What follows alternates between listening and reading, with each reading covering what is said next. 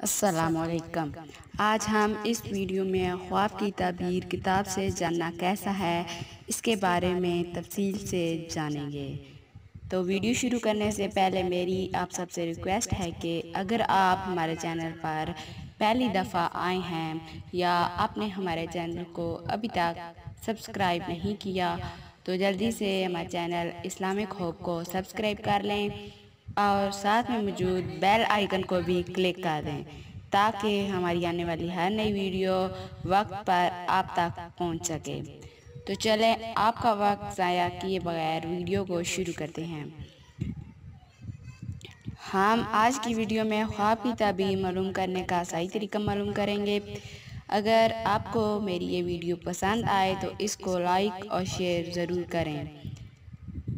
अगर ताबीर की किताब मौजूद हो तो इसमें ताबीर मालूम करना ठीक है या नहीं, तो मैं आपको बताती हूँ, लेकिन इसके लिए आपको मेरी ये वीडियो पूरी आखिर तक देखनी होगी।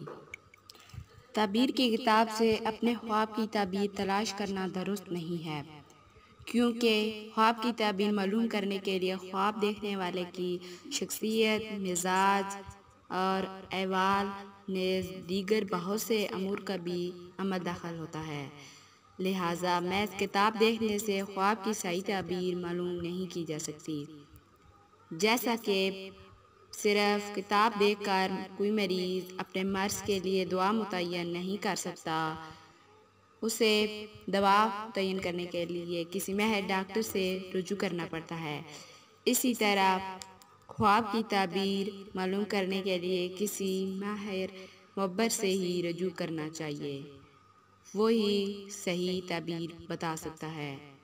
फ़कत वल्लाहु आलम। उम्मीद है आपको मेरी ये वीडियो अच्छी लगी होगी। अगर आपको मेरी ये वीडियो अच्छी लगे तो हमारी वीडियो को लाइक ज़रूर कीजिएगा और अपने दोस्त अहबाब के साथ शेयर भी ज़रूर कीजिएगा। पूरी वीडियो देखने के लिए शुक्रिया। अपना ख्याल रखिएगा। अल्लाह हाफ़िज़।